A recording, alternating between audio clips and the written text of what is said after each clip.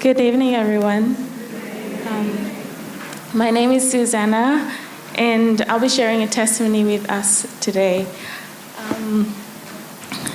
I just want to introduce myself. I am originally from Fiji, and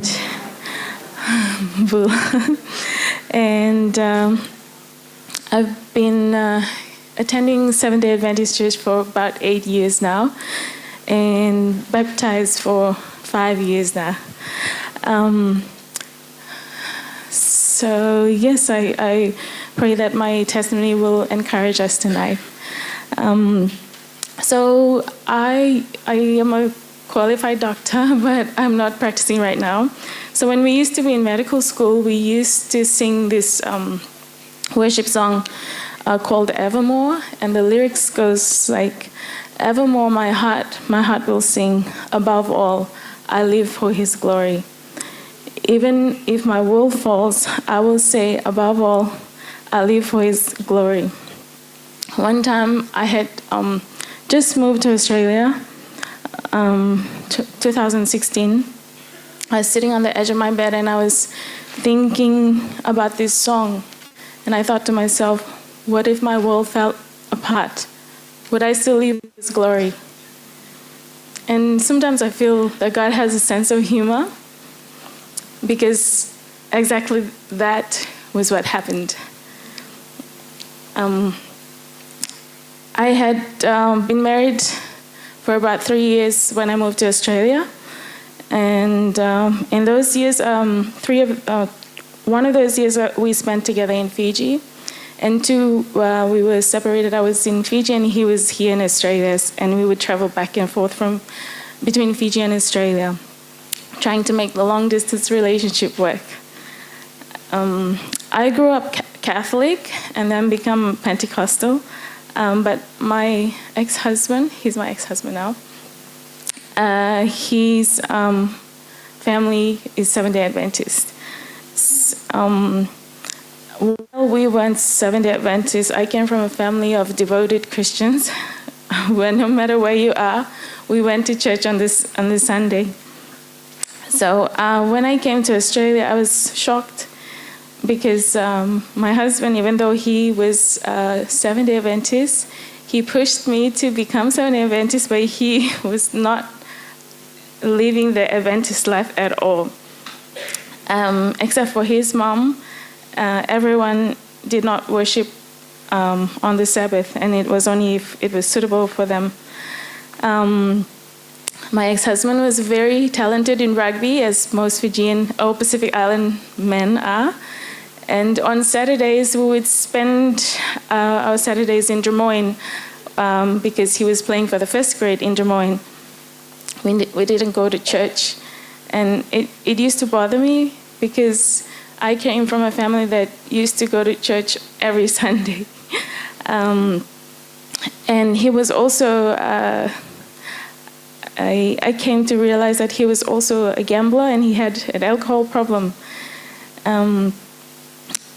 Initially, I had started doing Bible study in Fiji when we were planning to get married, but we didn't get around. I didn't get around to getting baptized because somehow I felt like I was being forced, and if I were to do it, I would be doing it out of obligation. So, in order to put my pressuring in-laws at ease, I started going to Parramatta Church. And because we lived on the same street, we lived on Hammers Road, and Parramatta Church was just on Hammers Road. But I realized that the deeper I started trying to seek after God, the worse my ex-husband became. His drinking, his gambling got worse, and even I found evidence of some infidelity, even though he denied it. And sometimes he would go missing for days, and I'd be left wondering if he was still even alive. There was no calls, his phone would be turned off. One night he came home after a night of drinking and gambling. I saw his phone kept popping up, messages kept coming, and I I looked, and then I realized when I opened it, he had created this Facebook account, and he was posing as a single man, and for the last maybe 3 years, he had been meeting women, multiple women, and in this time we were married. We were already married. I felt devastated. I felt like my heart was ripped from my chest and crushed into a million pieces. I could not face him. Looking at him would bring me to tears. So we decided to separate for some time. And I also felt like I left everything behind in Fiji. I left a good career, my family, my friends, only to realize that the marriage that I was in was based on lies. I remember feeling sad and hopeless, and sometimes I wish I could just go to sleep and wake up when all of this was over. Sorry. I had suicidal thoughts. Thank you. Thanks. I remember crying all the time. And the only thing that would get me out of my room was my job. And I was miserable all the time. I gained a lot of weight. I gained about 10 kilos within a matter of months. And after visiting a GP and an endocrinologist, the assessment was because it was due to stress. And looking at it in hindsight, I realized that I was depressed. And I had all the symptoms, but I didn't have insight of it when I was going through it. It was hard to pray, to even read the Bible. I tried listening to sermons on YouTube, on podcasts, but nothing seemed to help. So I thought to myself, maybe if I just go to church, maybe I could get better. And I made a commitment that every Saturday, because that was the only church that I knew, every Saturday I would go to 7-day Armour church. And then the more I went to church, the more the church embraced me. They made me feel like I was family. They made me feel welcome. They made me feel like I belonged. And that was also when I made my decision to get baptized. It was at a baby dedication. And from that time, I thought like if I would have my kids, this is how I want them to be raised. And I cried so much on my baptism because I knew that I stood firm in my belief. And I also knew that whichever way this relationship was going to go, I know that I want to be Adventist. And I remember going through the Bible studies and with Pastor Garth, and Alita told me once that you are going through your fiery furnace. And if we remember the story of the 3 Hebrew boys, when they went through the fiery furnace, that there was a 4th person with them. So through it all, I knew that God was with me. And when they came out, there was no smell of smoke, and that not even the hair on their head was singed. So I pray that we will get encouraged. So whatever we're going through, if you are going through your fiery furnace, just know that God is in it with you. Amen.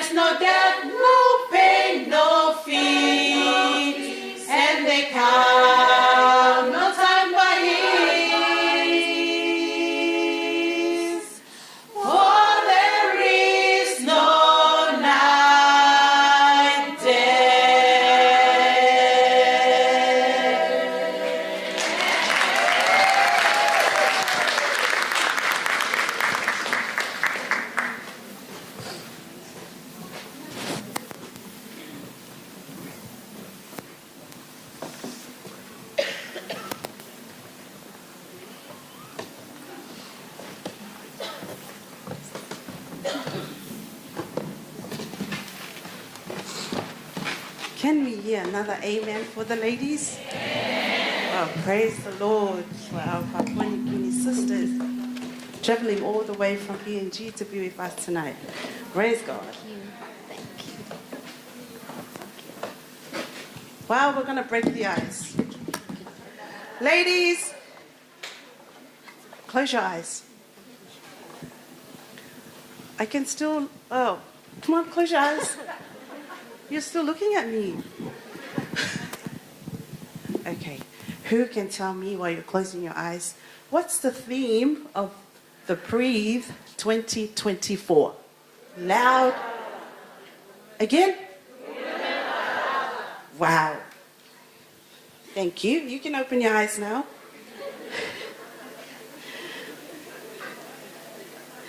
I know you're all tired from organizing yourselves just to get here today, but yay, praise the Lord that we made it, right? Can we all stand up now? Yeah. Okay, find a partner. We are going to dress up and put up the armor of God, yeah? Yep, find a partner. You can help her or him. I didn't forget your president. Yes. Yep. Have you got a partner now? Yes? Yeah, okay. All right. We are going to put on the breastplate of... Okay, show your friend how to put on, how to put on the breastplate, buckle, and yes, the breastplate of righteousness. Have you got it? Have you got it on? Okay, next one, the belt of truth. The belt of? Told you. The belt of truth. Put it on. Come on, put on your belt of truth. Yes? Okay. Third one. Shoes off. Shoes off. Shoes off. Peas. Shoes off peas. Now put them on. I want to see you put on your shoes of peace. Yes. Are we done? Yeah. Next one. Your helmet off. Helmet off. Great. Now let's put it on. Have you got it? Yeah. Got them on. Next one. Shield off. Shield off. How do we put that on? Like, just put it on your hand. And the last one is sword of the Spirit. Sword of the Holy Spirit. Am I right? Yes. So I pray that after this weekend, you will know what's the first one that we put on? Breastplate of righteousness. Belt of helmet of shoes of and shield of and sword of spirit. Wow. Put on your armor, ladies, and let's do this. Thank you.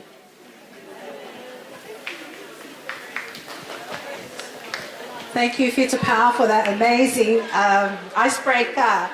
Good evening, ladies. Good evening, women of Valour. How are you all? Welcome to Breathe Conference 2024. Yeah, come on, everyone. Let's get into it. Come on. You can do it. You can do it. What an incredible joy it is to stand here before all of you this evening, surrounded by so many amazing women of faith. This weekend is a time for us to breathe deeply, to pause and to immerse ourselves in God's presence. We have come together as daughters of the King. Amen, princesses? Amen. Ready to be filled, inspired, and equipped for the journey ahead. And before we go any further, we can't do any of this without God. Amen, sisters? Amen. let's take a moment to acknowledge and praise God for his abundant blessings. From the very start of our year 2024, we were richly blessed at our United Night with over 600 women. A testimony to God's ability to gather his people and ignite a shared passion for him.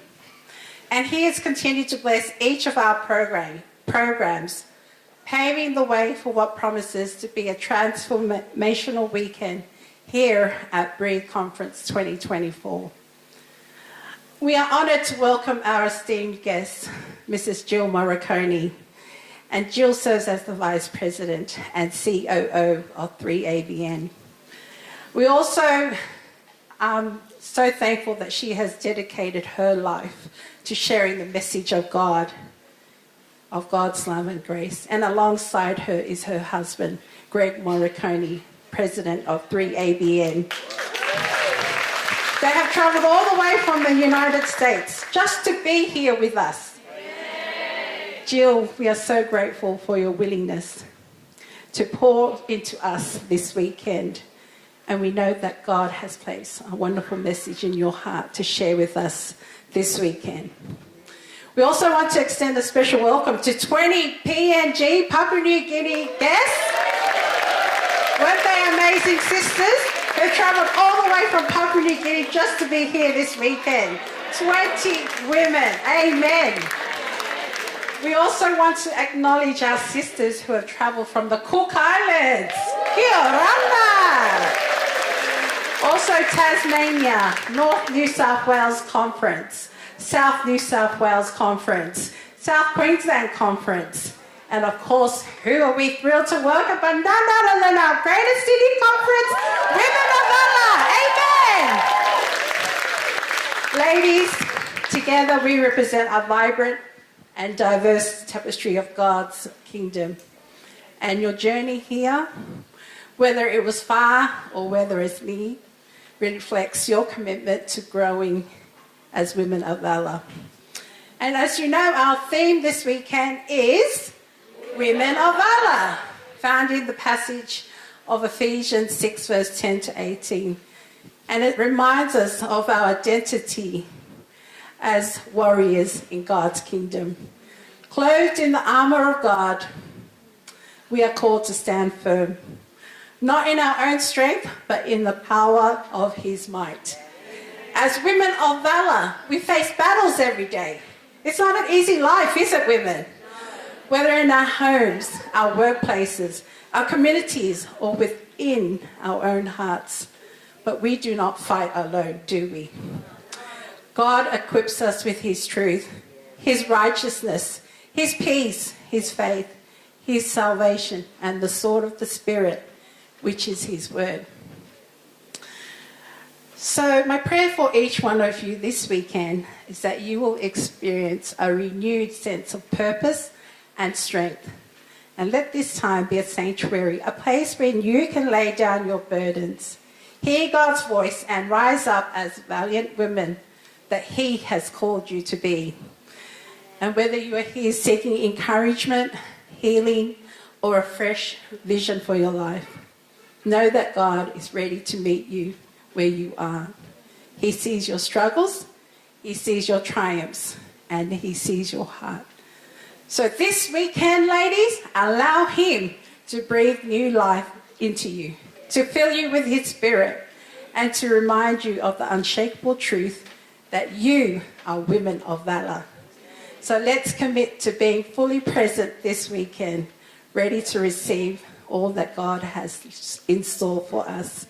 Together we will be inspired, empowered, and prepared to stand firm in faith as we step back into our daily lives, equipped for the battles ahead. So welcome again to Breathe Conference 2024. And my name is Mele'ofa. I'm the Director of Greater City Conference Women's Ministries. And now it is my honour and my privilege to introduce our Greater City Conference Administrator, Chief Financial Officer, Mrs. Nadelle Manners. Please make her welcome as she shares the stage.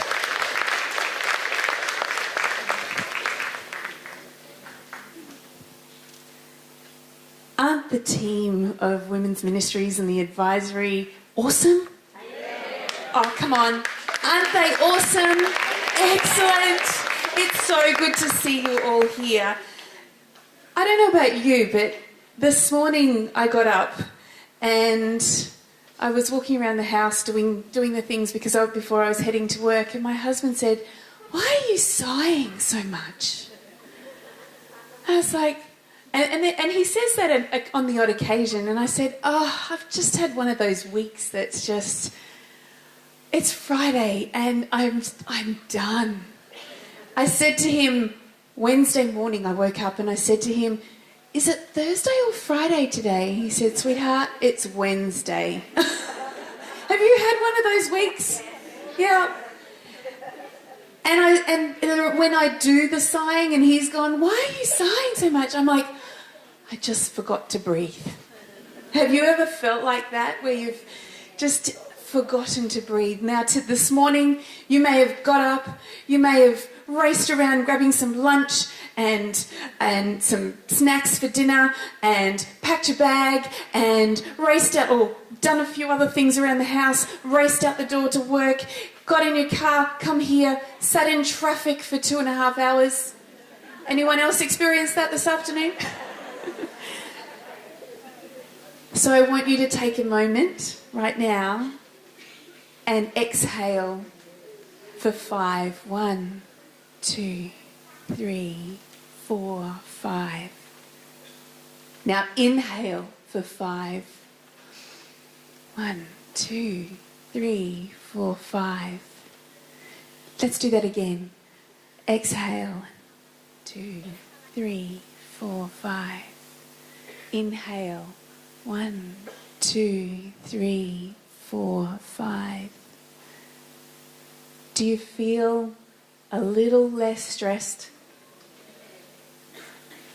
Now, I don't know about you, but some of what you did today may have been organising husbands, children, making sure there's lunch, giving away your activities that you were supposed to do this Sabbath so you could actually be here. And so I just want you to just remember where that breath comes from. And there's a couple of verses that I want to share with you tonight. Genesis 2 verse 7. I want to paint a picture. God is on his knees, forming man in the most amazing garden that you've ever seen. But there's stillness in his creation. He looks at it, at this being, and it's perfect except for one thing. And Genesis 2 verse 7 says these words, "Then the Lord God formed the man from the dust of the ground. He breathed, his breath of life was breathed into the man's nostril, and the man became a living being." Or if we put in there, this first human became a living being. God breathes life into Adam and makes him a living soul. And when I think of women of valour, I don't know about you, but I don't actually quite feel like that woman of valour at the moment. Just because of whatever that has happened this week is just, I'm feeling done, and some of you might be feeling the same as well. But this verse illustrates that life comes from God. Life comes from him because he breathes into us. So that breath in and out is something that is not just from me, but it's from God. It's not just from you, it's from God. It gives us the essence of why we are here, and that is for worship. I know, Lynn, you were saying we're here for praise, and we are, but worship should be in everything that we do, and so should praise. So breathe in and breathe deeply. Breathe out and bless others in the process.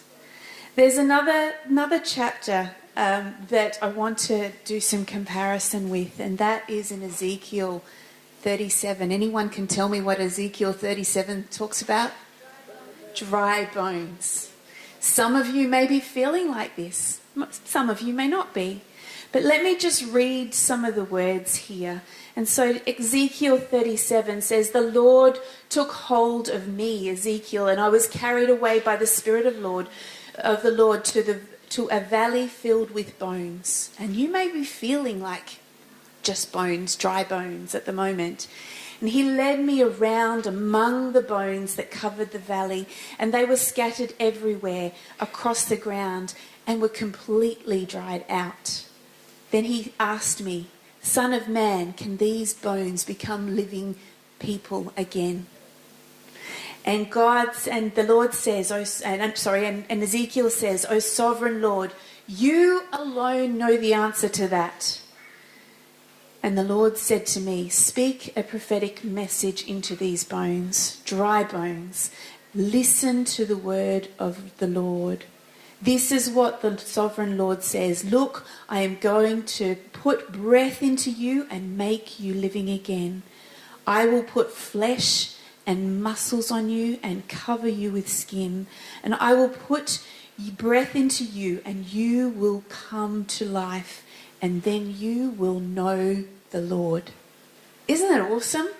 The fact that we could be dry and brittle, and yet we can still be women of valour.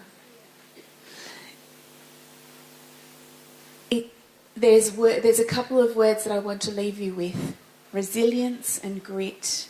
And I'm not talking about the strength that the world talks about. Sometimes we can be broken and feel broken, but we can be women of valour. Now, Susana, you spoke words of life into so many people in here today, most likely. You may have felt broken, and yet your story is so powerful in the respect that whoever else may be experiencing this, they will know that there is a God who can breathe life into them as well. So thank you for being brave as well. So when it comes to women of valour, there is grit and resilience and the breath of life that only God can give us. And so hold on to that. Right now, I would like to invite Jill, if you can come up onto the stage, please.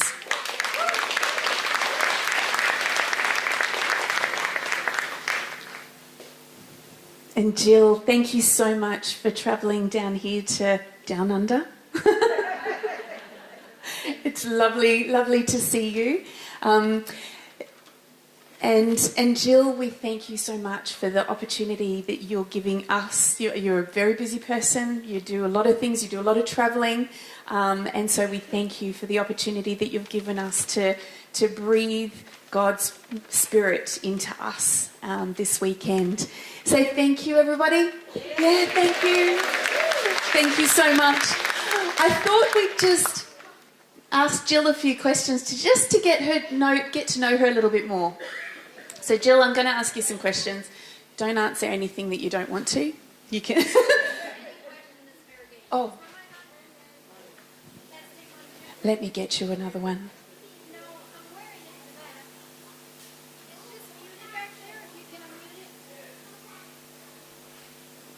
Testing 1, 2, 3. No. Testing. We might have to go with this one. Testing. We'll use this for the moment. Okay. So Jill, would you rather sweet or savoury?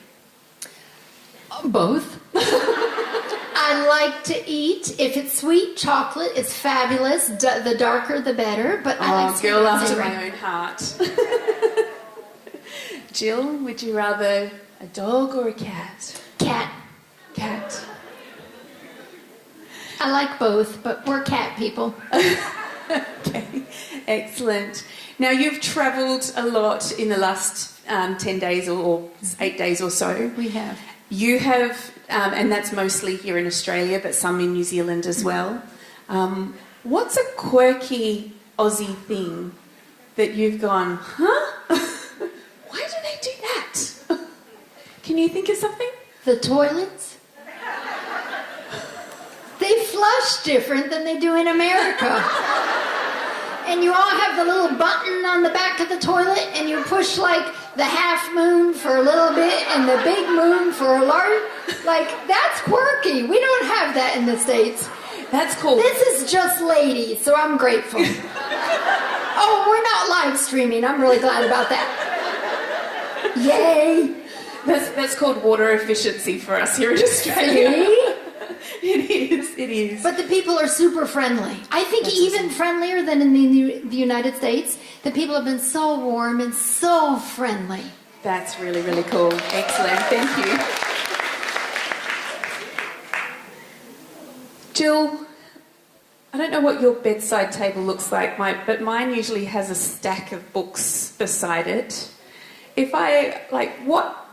you're a reader, what sort of books do you have beside your bed?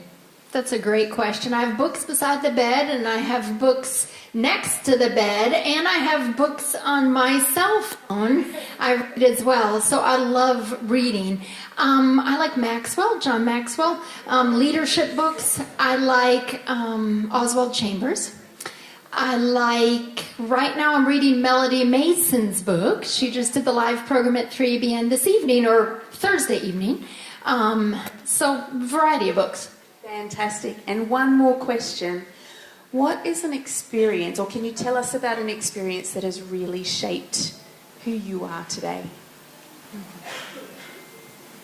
That's a great question. I would say there's quite a few experiences that have shaped who I am. I'm going to be sharing some of them here this weekend. Probably one of the most pivotal experiences that shaped who I am is a time I experienced that I could walk by faith and I could choose praise even when I didn't feel that.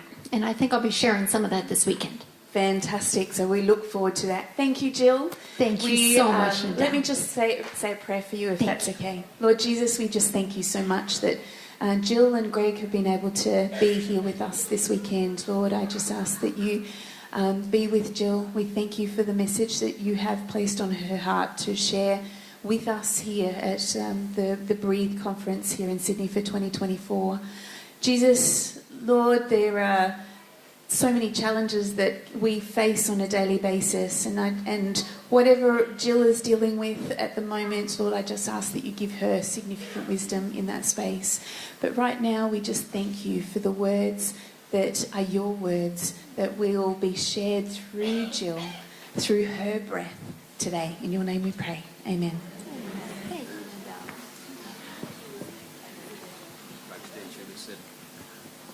Excuse me.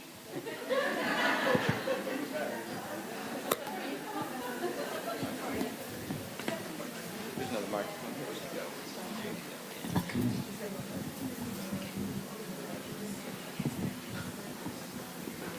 Yes. Okay, this is impromptu. Well, someone is fixing Jill. We're going to sing one song that everyone knows. Give thanks. Tonight we will give thanks to Him. Oh, keyboard is not on.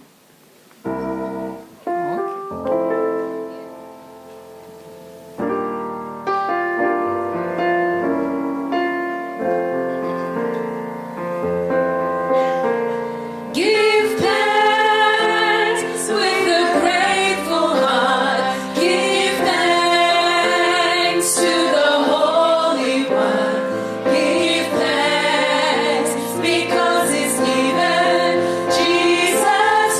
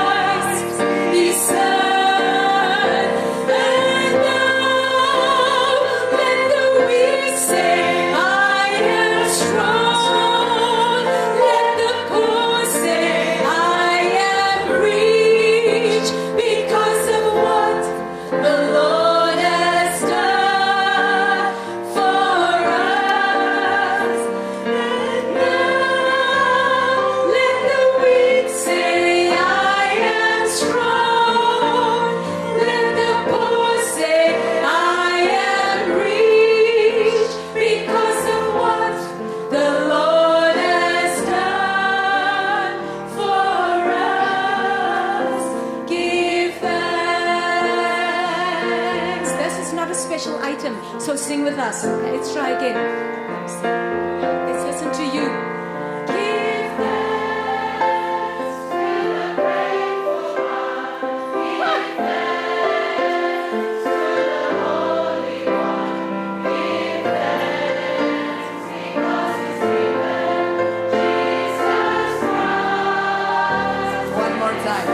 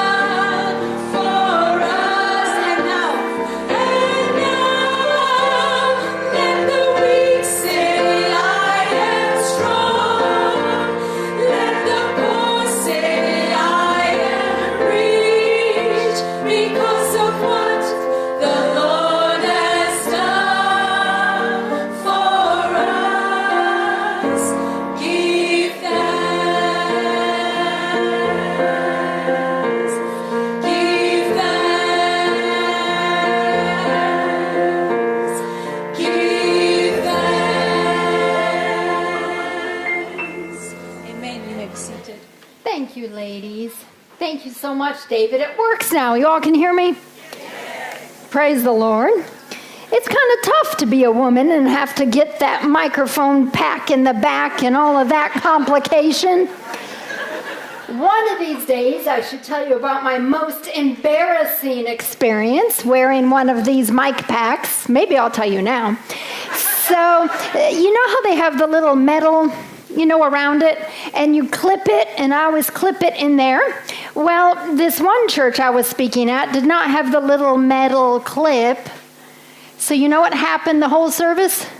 That mic pack inside my dress slid down my legs, and I kept trying to keep my back to the audience, away from them, and I kept trying to pull it up without looking awkward in front of a whole crowd of people.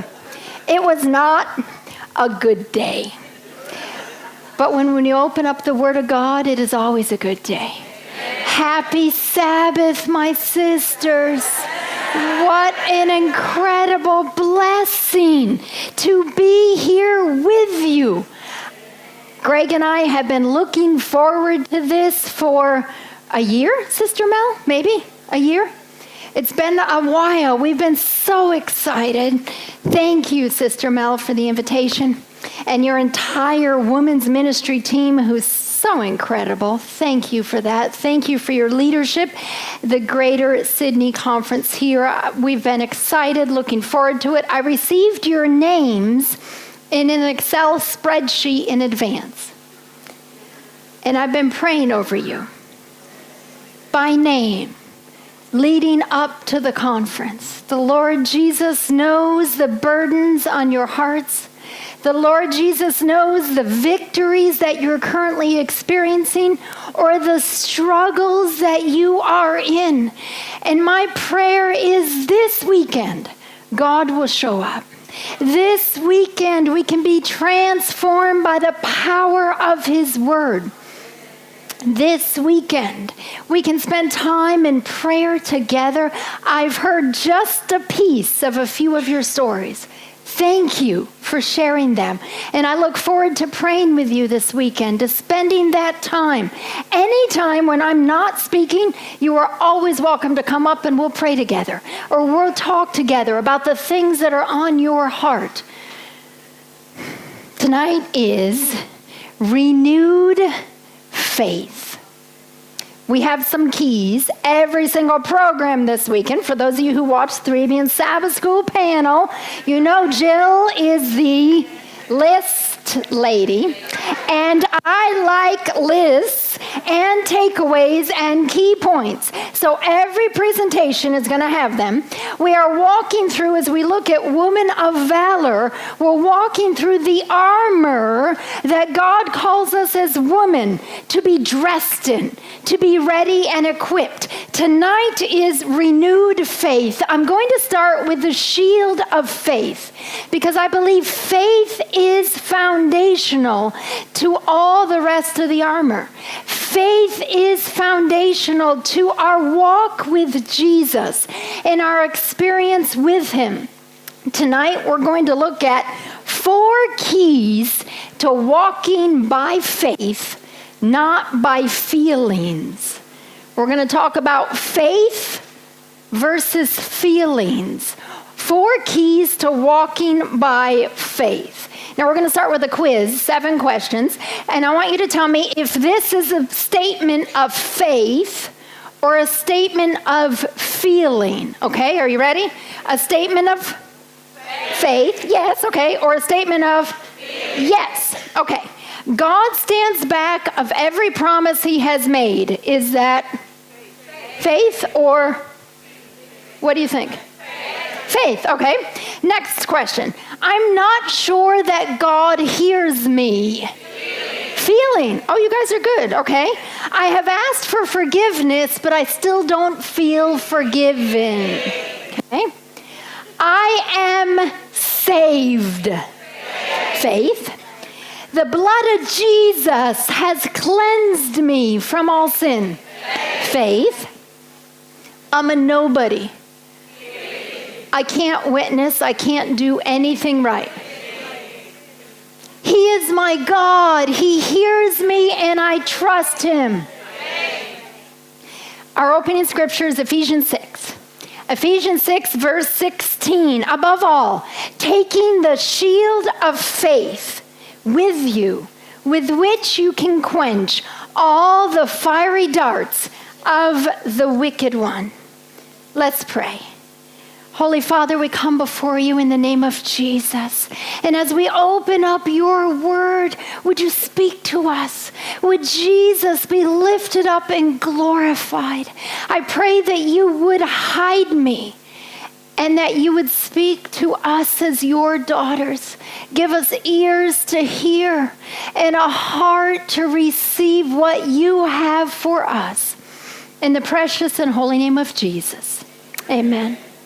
Greg and I were in Phoenix, Arizona. We had just walked out of a church, and I was kind of standing at the back, like you would at the back here. And a woman came up to me, and she said, Jill, I read an article you wrote in the Adventist Review about your journey of infertility. Now, Greg and I have been married 22 years, and we can't have kids. We discovered that probably 2 years into our marriage when we started having problems and we went to the infertility doctors. And the bottom line is they said there's no hope, there's nothing that can be done.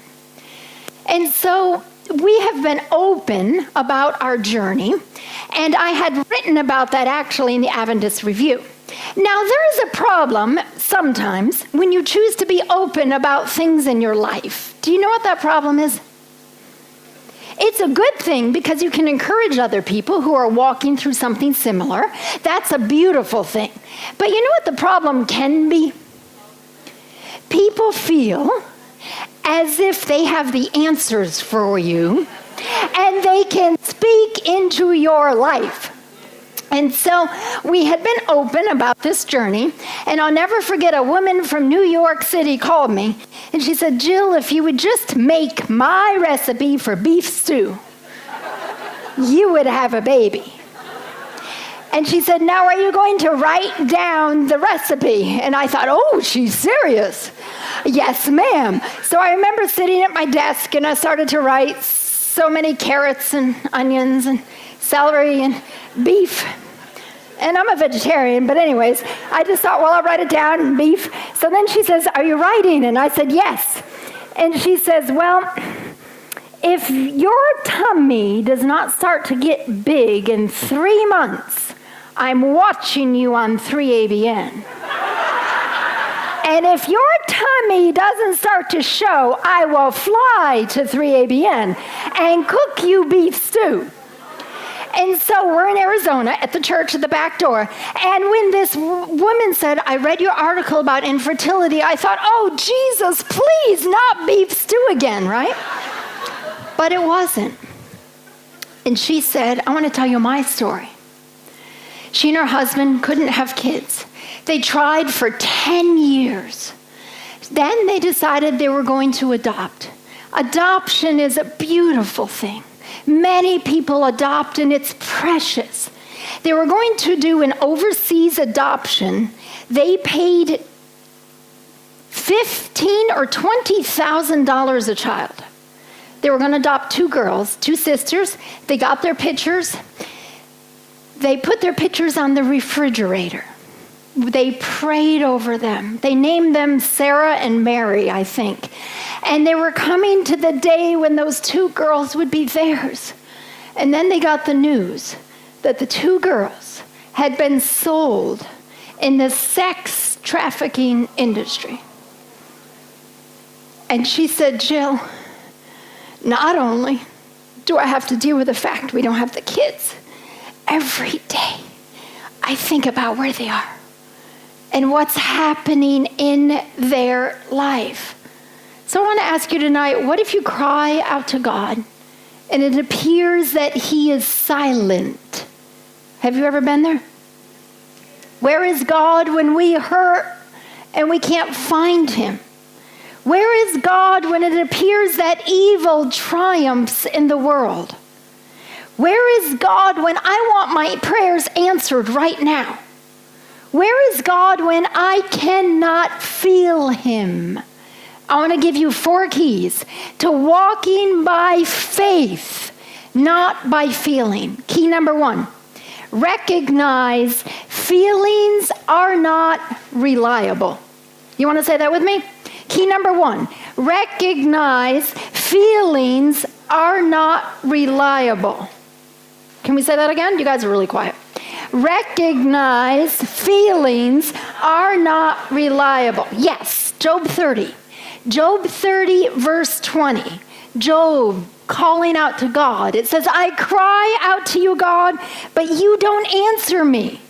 I stand up and you regard me. If you read it in the NIV, it says, I cry out to you, God, but you do not answer. I stand up, but you merely look at me. Have you ever felt that? New Living Translation. I cry out to you, God, but you don't answer. I stand before you, but you won't even look at me. Now, was God with Job? Absolutely. All you have to do is read Job chapter 1. Satan was the one who brought the attack, but God was right there. And yet Job felt as if God was far away. He could not sense God there. Jesus felt the same way. The Messianic Psalm, this is in Psalm 22, verse 1. Jesus cried out this prayer on the cross. My God, why have you forsaken me? Feeling as if God is not there. Why are you so far from helping me? From the words of my groaning. Oh my God, I cry in the daytime, but you do not hear. And in the night season, and am not silent. You see, when it feels as if God is far away, he's not absent. When it feels as if God is not working, he's not still. When it feels that God has quit, he is not finished. That's because our feelings are not reliable. I used to be, and sometimes I still am, but I'm growing in this. I used to be a feelings-based Christian. Do you know what a feelings-based Christian is? When I woke up in the morning and I opened up the Word of God and I felt as if God forgave me. You ever feel that way? Praise the Lord. And I prayed and I felt like he heard me. And I walked in joy and peace. You know what I would think on those days? oh, God must love me today. God's walking beside me today. Today's a beautiful day.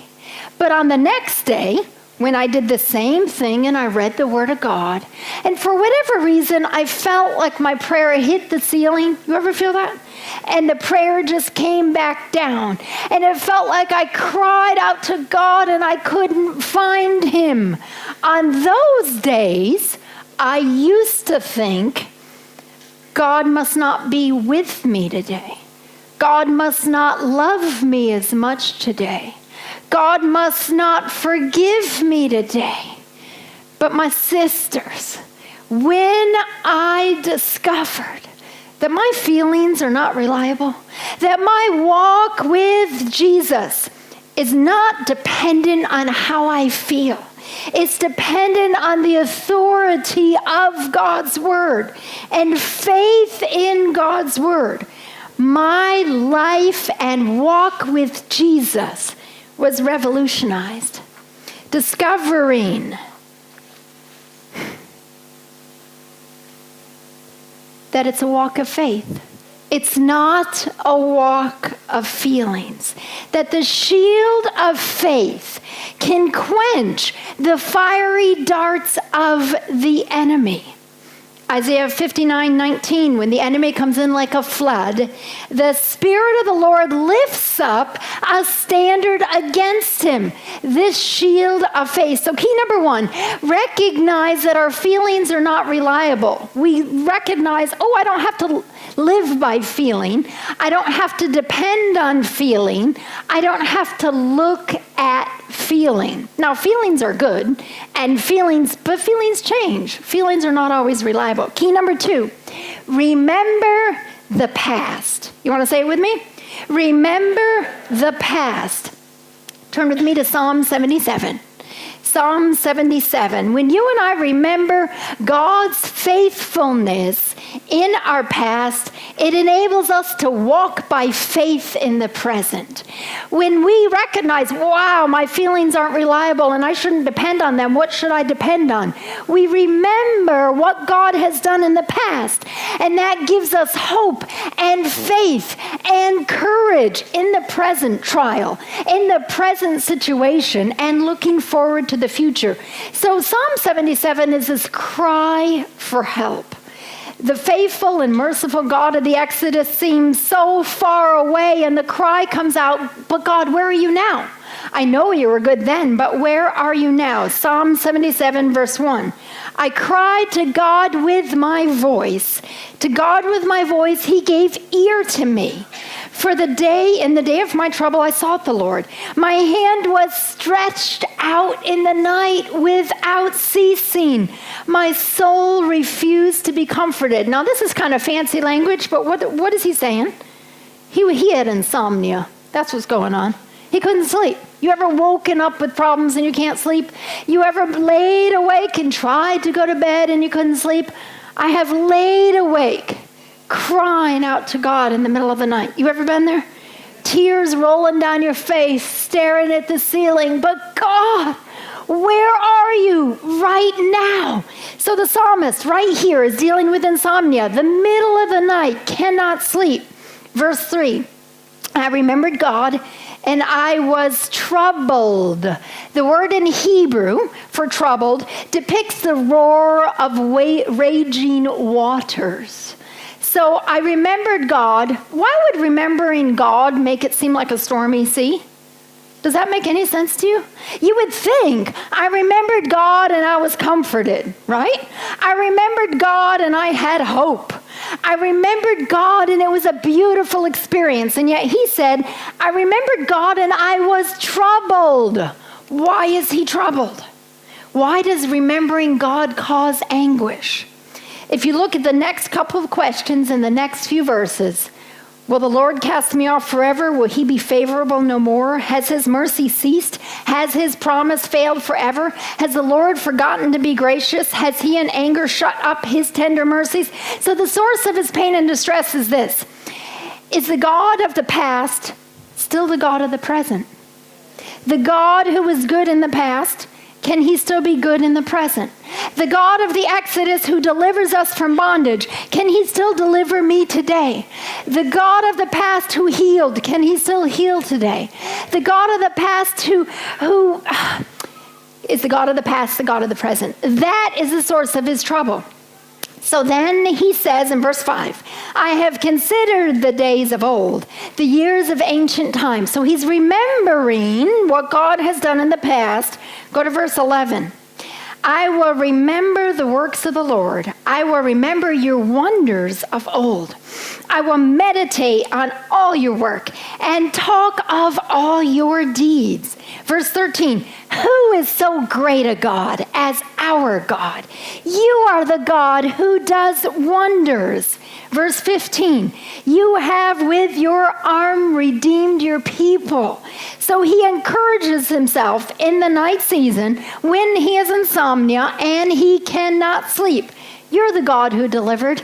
You're the God who does wonders. You're the God who can do anything. Remember, my sisters, remember God's faithfulness in your life. Remember his goodness. Remember the times he has answered prayers for you. Hold on to that when you walk through a dark valley. Hold on to that when you walk through difficult times.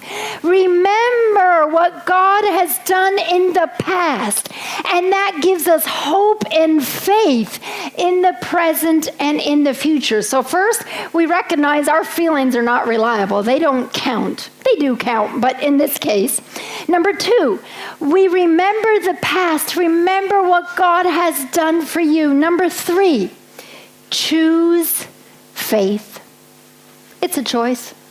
Choose faith. Now you might say, but Jill, I don't have faith.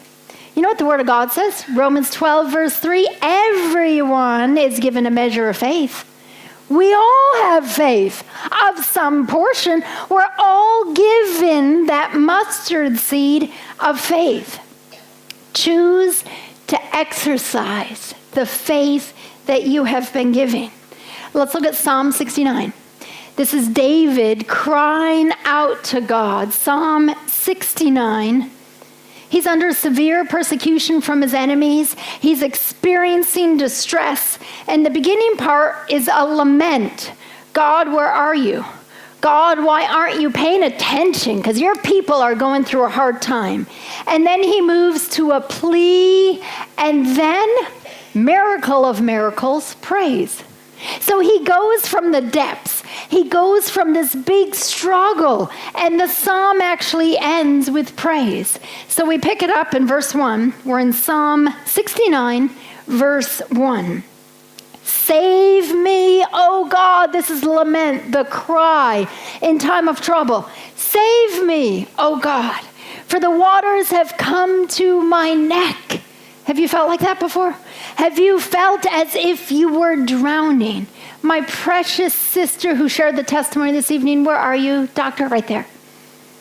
That was a beautiful testimony. Thank you for your courage in sharing. Thank you for being willing to share. But that is a time of deep water.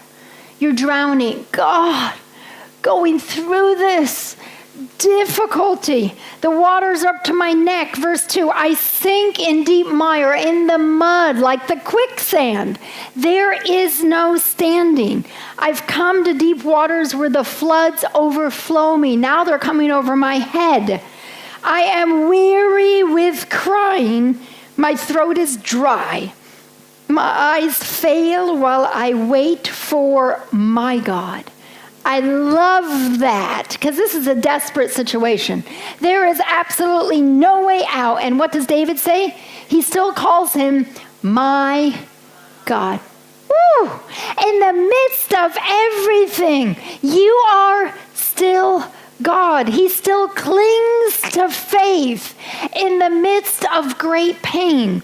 Verse 16, hear me, O Lord, For your loving kindness is good. That's a statement of faith. I'm in persecution by my enemies. The waters are up to my nose and the water's coming over me. And yet your loving kindness is good. God, your faithfulness is good. Turn to me according to the multitude of your tender mercies. This is David weary. This is David overwhelmed. This is David in great distress, yet he still chooses faith. This is key number 3, my sisters. Choose faith. God, you are good. My marriage is falling apart. God, you are still on the throne. My children are walking away from you. God, you are loving kindness. My friend will no longer speak to me. God, you are compassionate. It's a statement of faith. Choosing faith, no matter how we feel. Faith is how we receive salvation.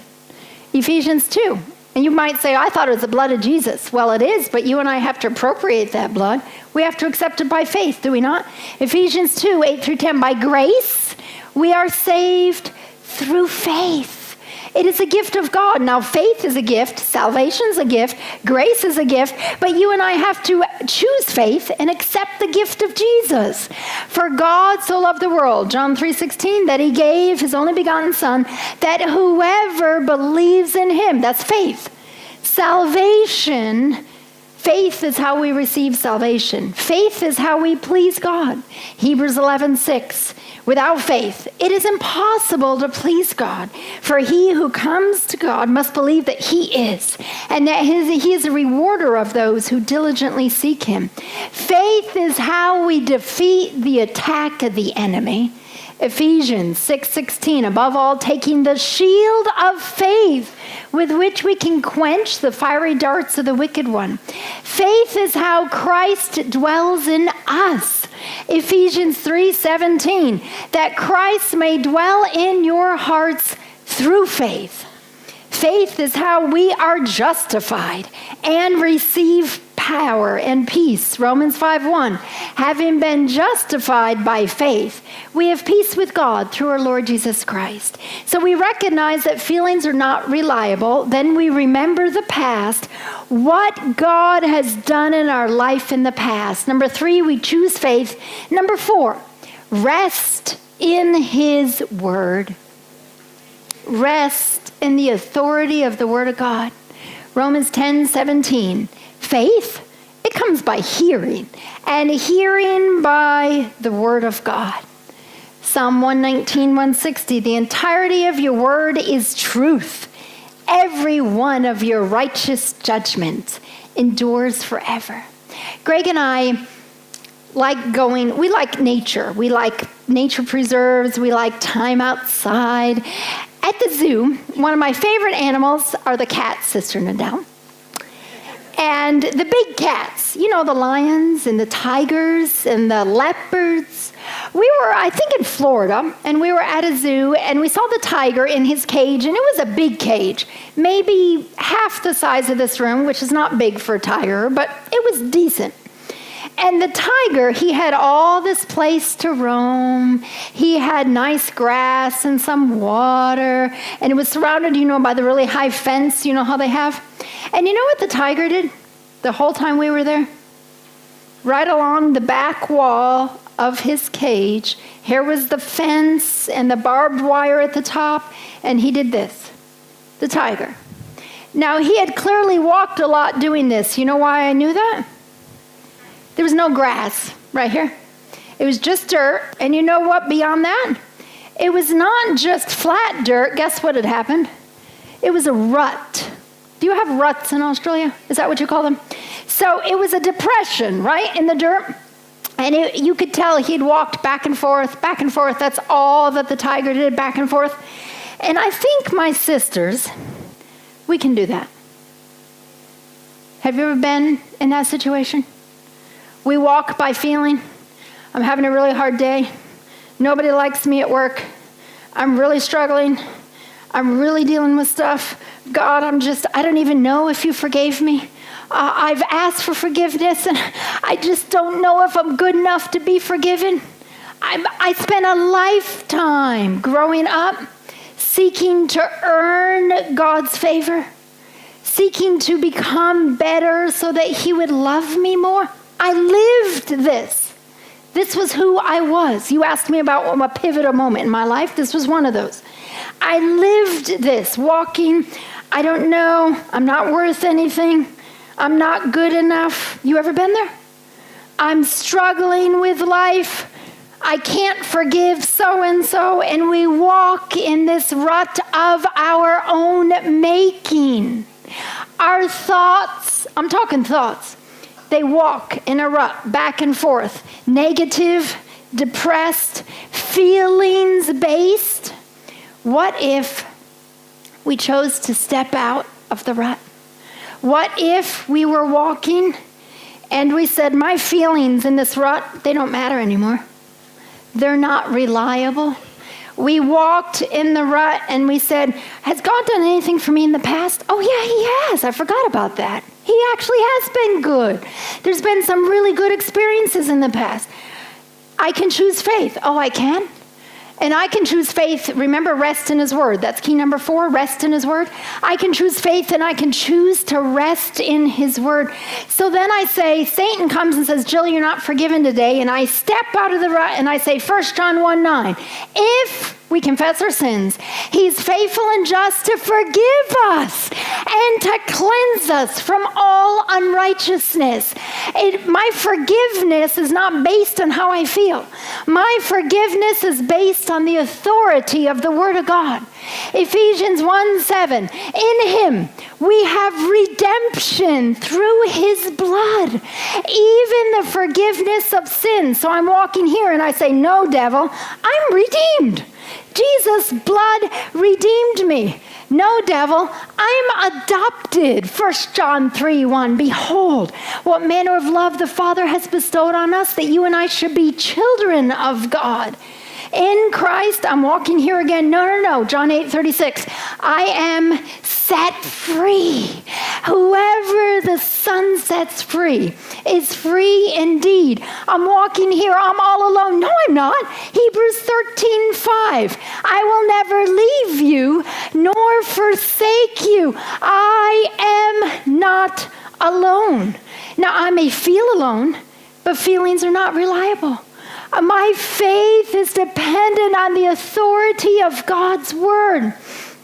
In Christ, his grace is sufficient for me. 2 Corinthians 12:9. My grace is sufficient for you. My strength is made perfect in weakness. In Christ, we are holy. Ephesians 1:4. He called us to be holy and without blame. We struggle with that one as Seventh-day Adventist Christians, do we not? We have a hard time saying that. Is it hard for you to say, I am holy? Ooh, right? Is it hard to say, I am saved? We can have assurance of salvation right now. We don't have to wonder, am I good enough? Will God accept me? I think sometimes we worry that we're going to fall into the once saved, always saved camp. And so we're afraid and we tend to shy away from that. But we don't have to walk in fear.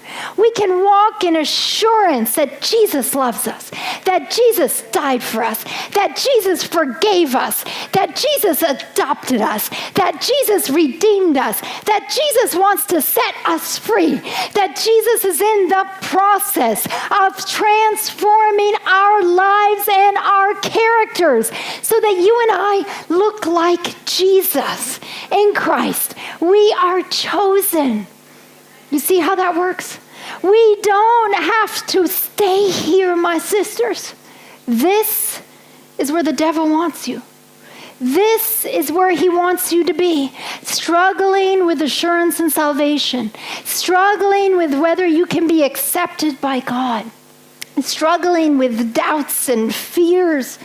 I have lived years in that run, and God said he wants to set us free. What a beautiful thing. Every time you and I choose faith. And it's a choice. It's not a feeling. Faith is a choice. Every time we open up God's word and we choose to rest in his word over our feelings, over outward experiences, over other people's perception of us, and we just look at Jesus, that's all that matters. Choose faith.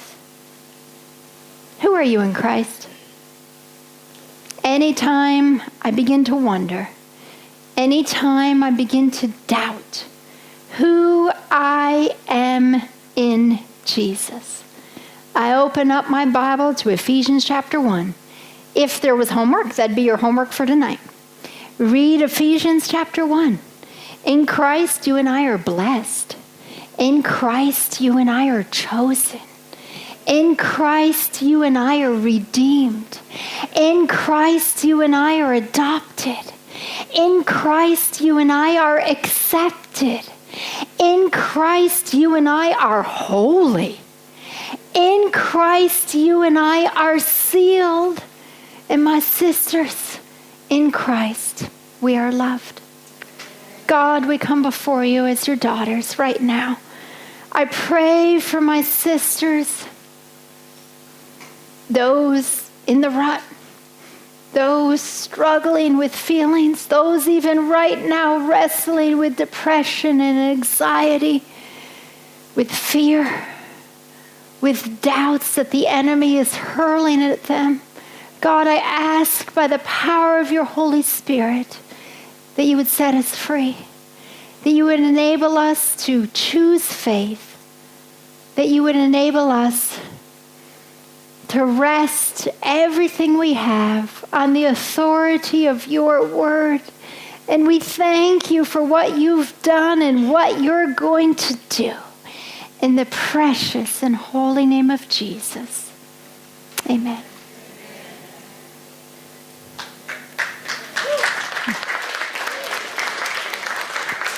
In response to that stirring message and a reminder of God's love, we're going to stand up and we're going to sing, "My Jesus, I love thee.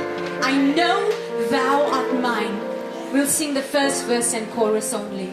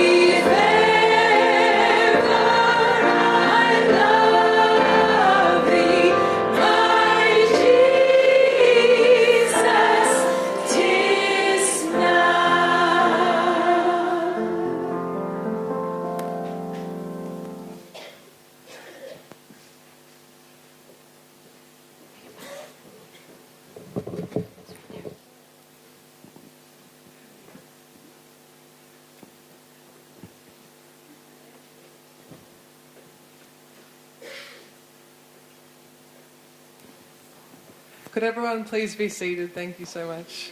What an incredible night it has been. Amen? We've had an amazing message. I think my favorite was the testimony and the powerful prayer. Thank you so much, ladies, for that. What about you, Jade? I loved every single part of the program, honestly. Everything from the music to the messages to the prayer was awesome. But I have to say, when I was praying, I realized that today I've been seeing different women in my life that mean a lot to me. Women that have embraced me in my own journey. Women, sisters that have journeyed beside me, and friends that have gone on adventures with, little sisters that I've seen grow up over the past couple of years.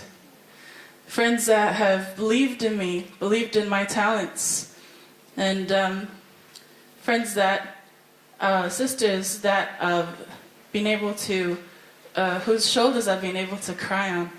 And yeah, I just love our community, and I praise God for that. Amen. Thank you, Jay. That was very touching, and it's been such an incredible night. But the night isn't over, ladies. We have supper being served just out there in the foyer, so please stay around. We also have a prayer session at 9:30. That's in half an hour in the Crawford room. Now, if you don't know where the Crawford room is, there's a handy little map in your booklet that you were given. So please make sure to have a look at that and check the schedule. What's happening tomorrow morning, Jade? Tomorrow morning, as Tana mentioned earlier, at 5 a.m. we've got the anointing service. Yes, and that's at the Crawford room as well. Then at 7 we've got a devotional message taken by Jessica Krause out there. Hey, Jess. I can see her. I just saw her now. We've got breakfast in the dining hall at 8 a.m. and then we're all back here at 9 a.m. for our Sabbath morning session. So yes, that's tomorrow. And like you've mentioned, we all have these booklets here with the program in it. There's a map on the last page at the back if you want to check it out. And if you haven't received one of the brown bags already, you may have come through the side earlier. Please remember to grab one at the exit out the back. Just one more thing. We have a beautiful photo wall just in the foyer there. So please remember to take lots of photos for the photo competition that we have. Hashtag Breathe Conference 2024. So please make sure to take lots and lots of photos. One more thing, sorry. And for those who brought in any items with you of food or drink, please make sure to take your belongings and anything else you've brought in with you as you exit the hall tonight, just so we can maintain a tidy hall. Okay, we're going to just close with a word of prayer and pray over our supper, so if you please bow your heads with me. Dear Heavenly Father, Lord, we thank you so much, Lord, for this room full of amazing women. Thank you that we get to fellowship, socialize tonight, Lord. We just pray that your Spirit will be with us as we continue sharing and praying and just having a wonderful time, Lord. We pray for the food as well. May you bless the hands that prepared that. We pray in Jesus' precious name. Amen. Amen. Thank you, ladies.